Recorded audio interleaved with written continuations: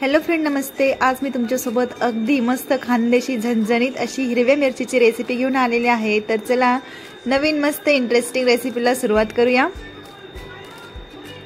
येथे मी 5 ते 7 हिरव्या मिरच्या घेतलेल्या आहेत। मिरचींना सर्वप्रथम स्वच्छ धुवून घ्यायच्या। प्रत्येक मिरचीला 1 काप असा मधोमध करायचा। मिरची जर जास्त तिखट असेल तर त्याच्यातल्या बिया काढून घ्यायच्या, जर जास्त तिखट नसेल तर बिया राहू द्यायच्या। येथे मिरची जास्त तिखट नव्हती त्याच्यामुळे मी बिया तशाच राहू दिलेल्या आहेत। आता प्रत्येक मिरचीमध्ये व्यवस्थित बोटाच्या साहाय्याने मीठ भरून घ्यायचं, जेणेकरून मिरचीमधला जो तिखटपणा असतो तो पण जाईल आणि मिरचीला चव खूप छान येईल। आता सर्व मिरचींमध्ये मीठ भरून झाल्यानंतर आपल्याला गॅसवरती कढई ठेवायची, त्याच्यामध्ये तेल टाकायचं। तेलला कोमट तापू द्यायचं, जास्त तापू द्यायचं नाही।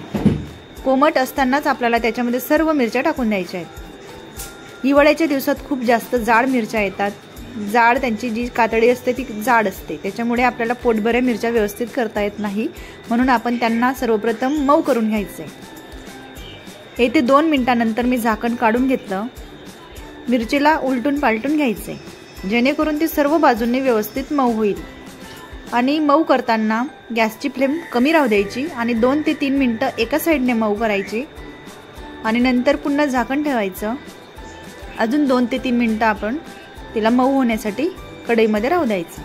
तोपर्यंत इकडे मी एका भांड्यात 1 वाटीभर पीठ घेतलंय, त्याच्यामध्ये इतका सोडा टाकला, खाण्याचा सोडा घेतलाय तो टाकला, थोडीशी किंचितशी हळद टाकली, थोडंसं जिरं घेतलं, म्हणजे अर्धा चमचाला पण कमी जिरं घेतलं आणि त्या बोटाच्या साहाय्याने कुस्करून टाकलं। 8 ते 10 दाणे फक्त जिरं घ्यायचे, जास्त ओवा घ्यायचे नाहीयेत। थोडेसे 8 ते 10 दाणे ओवा टाकल्या। गॅसची फ्लेम बंद करून घेतली मी तिथं आणि आता झाकण काढून घ्यायचं। मिरच्या मस्त मऊ झालेल्या आहेत, त्यांना एका ताटात काढून घ्यायचं। हे बघा, असं दाबून पाहायचं मिरची मऊ झाली की नाही। मिरची अगदी मस्त मऊ झालेली आहे, तिला एका ताटात आता साईडला काढून घ्यायचं, थंड होऊ द्यायचं। तोपर्यंत आपण आता त्या पातेलीमध्ये बेसन पीठ काढलेलं आहे, त्याला मस्त भिजून घ्यायचे। हे बघा, इथं मिरची मस्त थंड होते। सर्व मिरच्या मस्त थंड होऊ द्यायच्या। त्यानंतर आता आपण इकडे पिठामध्ये पाणी टाकून घेऊया।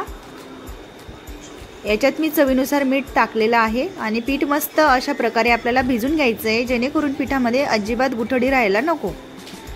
पीठ मस्त भिजून झाल्यावरती गॅसवरती कढई ठेवायची, दुसरी कढई ठेवायची, त्याच्यामध्ये तेल टाकायचं। तेल आपण आपल्या अंदाजानुसार कमी जास्त प्रमाणात तळण्यासाठी घेऊ शकतात। मी येथे खूप कमी तेलाचा वापर करते, कारण की 5 ते 7च मिरच्या मला तळायच्या आहेत, त्याच्यामुळे मी खूप कमी तेल इथं घेतलेलं आहे। येथे दुसऱ्या मिरचीला देखील पीठ लावून आता मस्त व्यवस्थित तळून घेते।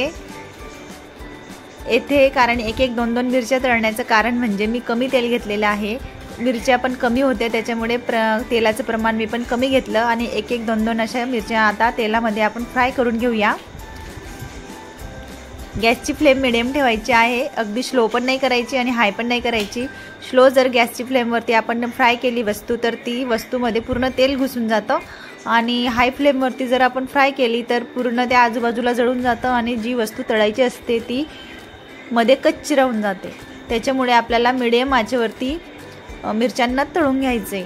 जोपर्यंत मिरचीचा कलर सोनेरी रंगाचा होत नाही तोपर्यंत आपल्याला मिरचीला तेलात मस्त फ्राय होऊ द्यायची आहे, नंतर काढून घ्यायची। येथे 1-1, 2-2 मिरच्या मी काढून घेतलेल्या आहेत। अशा प्रकारे आपण सर्व मिरच्या व्यवस्थित गोल्डन ब्राऊन रंगाच्या होईपर्यंत फ्राय करून घ्यायच्या आहेत। अगदी कमी वेळेत अगदी मस्त टेस्टी आणि मस्त खुसखुशीत अशी पोट भरलेली मिरची आता आपली तयार झालेली आहे। येथे बघू शकता मस्त गोल्डन ब्राऊन रंगाची, मध्ये अगदी मऊ मऊ आणि बाहेरून एकदम क्रिस्पी अशी मिरची खानदेशी पद्धतीने आपण बनवलेली आहे। तर तुम्ही हिवाळ्याच्या दिवसामध्ये अशा मस्त क्रिस्पी मस्त मिरचीच्या भज्या करा, पोट भरलेल्या मिरच्या करा। खानदेशमध्ये इकडे पोटभऱ्या मिरच्या म्हणतात, तुमच्याकडे काय म्हणतात ते मला कमेंटमध्ये कळवा। अगदी साध्या सोप्या पद्धतीने मी पोट भरलेल्या मिरच्या इथे बनवलेल्या आहेत। तुम्हाला कशा वाटल्या त्या मला कमेंटमध्ये कळवा। हे बघा, अगदी मस्त तोंडाला पाणी येईल अशा मस्त पोट भरून मिरच्या इथे तयार आहेत आणि ही मिरची आपण जेवणासोबत घेतली तर नक्कीच आपलं पोट भरून जेवण होतं। त्याच्यासोबत 2 ते 3 घास आपण थोडे जास्तच खाऊन घेतो, त्याच्यामुळे इथे मस्त आपले चमचमीत अशी पोट भरलेली मिरचीची भजी तयार झालेली आहे। जर तुम्हाला रेसिपी आवडली असेल तर चॅनलला लाईक करून घ्या, सबस्क्राईब करून घ्या। पुन्हा भेटूया नवीन टेस्टी चमचमीत मस्त नवनवीन रेसिपी घेऊन। खानदेशी पद्धतीच्या रेसिपी तुम्हाला बघायला मिळतील, तर चॅनलला नवीन असाल तर सबस्क्राईब करून घ्या। तोपर्यंत खा प्या स्वस्त रहा, बाय बाय।